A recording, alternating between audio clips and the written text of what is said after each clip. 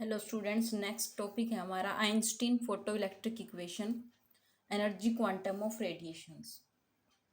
तो हमने particle nature of light में भी पढ़ा था कि जो लाइट है वो एनर्जी के पैकेट्स की बनी होती है, ठीक है, जिनको हम फोटॉन्स बोलते हैं।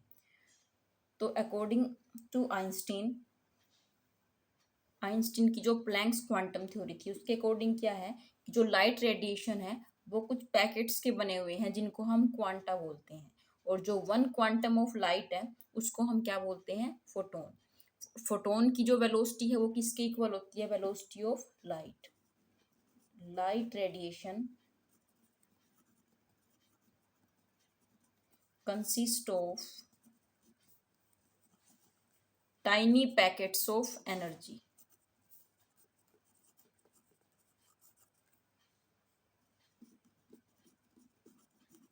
और इन पैकेट्स ऑफ एनर्जी को हम क्या बोलते हैं? Quanta. One quantum of light radiation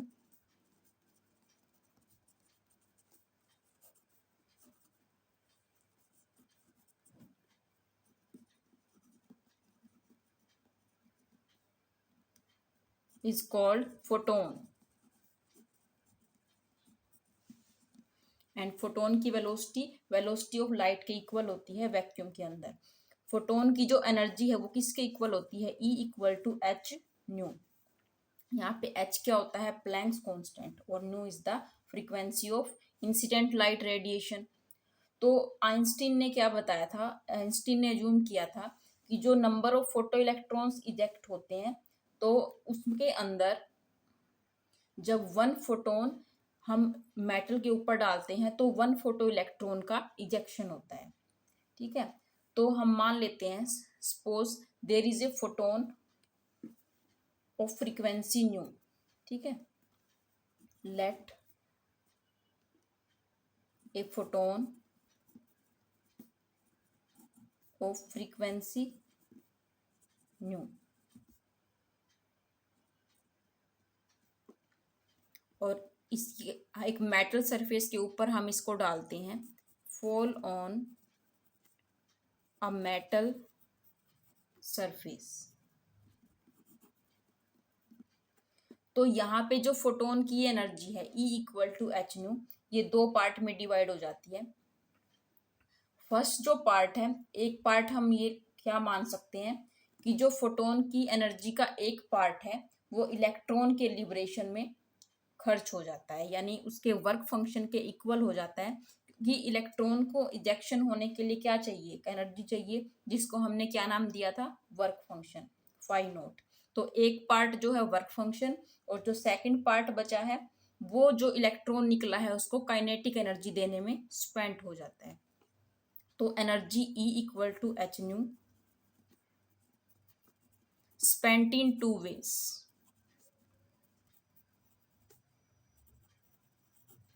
first किसके अंदर? इन liberating the electron, in liberating the electron from metal surface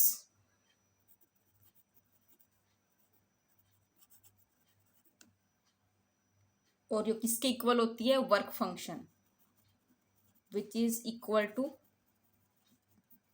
phi naught, यानी कि वर्क फंक्शन। जो सेकंड पार्ट है, सेकंड किसमें खर्च होगा? In imparting the kinetic energy to electron. जो इलेक्ट्रॉन निकला है उसको काइनेटिक एनर्जी देने में स्पेंड हो जाता है। तो मैक्सिमम काइनेटिक एनर्जी कितनी होती है? Half M we square. यानी हम लिख सकते हैं जो एच न्यू एनर्जी है वो दो पार्ट में डिवाइड हो गई है, एक वर्क फंक्शन के इक्वल प्लस बाकी kinetic energy half M we square. यहाँ पे हम v को v मैक्सिमम लिख सकते हैं, मैक्सिमम वेलोसिटी। तो काइनेटिक एनर्जी क्या होगी? Maximum. Hence maximum kinetic energy K max is equal to 1/2 M we square and it is equal to H nu minus phi naught. तो ये जो इक्वेशन हमारी आई है इसको हम बोलते हैं आइंस्टीन फोटो इलेक्ट्रिक इक्वेशन। इस इक्वेशन को अब हम लिख सकते हैं 1/2 mv maximum square equal to H nu minus जो फाई नोट है, फाई नोट को हम लिख सकते हैं h nu naught. Nu naught यहाँ पे क्या है, थ्रेशोल्ड फ्रीक्वेंसी। एच कॉमन आ जाएगा, nu minus nu naught, hence maximum kinetic energy is equal to H nu minus nu naught. This is also Einstein photoelectric equation. Clear. अब यहां से हम देख सकते हैं अगर जो फ्रीक्वेंसी न्यू है अगर वो थ्रेशोल्ड से कम है, फर्स्ट केस करते हैं, if nu is less than nu note. Threshold frequency से कम फ्रीक्वेंसी अगर हम जो लाइट की है फोटोसेंसिटिव प्लेट के ऊपर डालते हैं तो क्या होगा, इस इक्वेशन के अकॉर्डिंग जो काइनेटिक एनर्जी है वो क्या होगी, नेगेटिव होगी।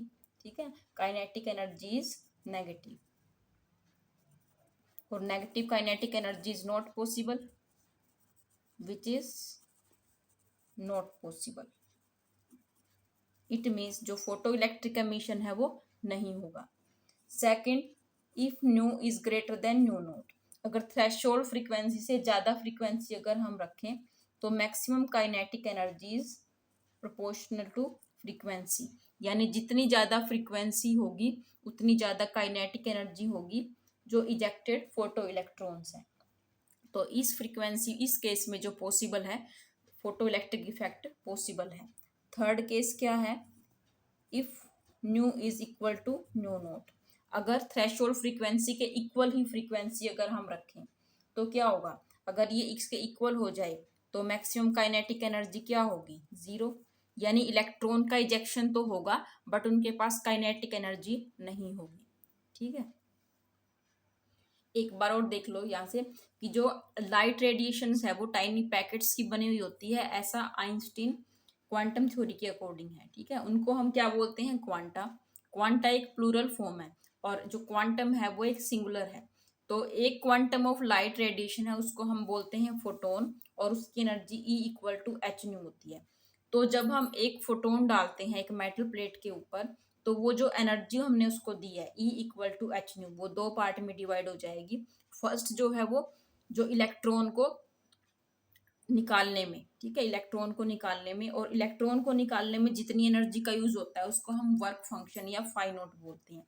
सेकंड, अब जो इलेक्ट्रॉन निकला है उसको चलने के लिए काइनेटिक एनर्जी चाहिए तो सेकंड पार्ट यूज होगा काइनेटिक एनर्जी में। Therefore H nu equal to phi naught plus half M V square. तो maximum kinetic energy equal to H nu minus phi naught. अब यहाँ से फाई नोट की value हमने पुट की है H nu naught, H common होगा, nu minus nu naught, maximum kinetic energy equal to H bracket nu minus nu naught. अब यहाँ से तीन केस पॉसिबल है, अगर फ्रीक्वेंसी थ्रेशोल्ड फ्रीक्वेंसी से कम है तो मैक्सिमम काइनेटिक एनर्जी क्या होगी, नेगेटिव, और वो पॉसिबल नहीं है, it means photoelectric emission will not take place. Second, if nu frequency is greater than threshold frequency, तो यहाँ से हमारा आंसर पॉजिटिव आएगा, यानी मैक्सिमम काइनेटिक एनर्जी फ्रीक्वेंसी पे डिपेंड करेगी, डायरेक्टली प्रोपोर्शनल हो जाएगी, फोटो इलेक्ट्रिक एमिशन होगा। ठीक है, फोटो इलेक्ट्रिक एमिशन होगा और इलेक्ट्रॉन्स जो निकले हैं उनकी काइनेटिक एनर्जी फ्रीक्वेंसी पे डिपेंड करेगी। थर्ड, अगर फ्रीक्वेंसी थ्रेशोल्ड के इक्वल रखें तो क्या होगा, मैक्सिमम काइनेटिक एनर्जी जीरो, यानी इलेक्ट्रॉन का इजेक्शन होगा बट उनके पास काइनेटिक एनर्जी नहीं होगी। So this is all about the Einstein photoelectric equation.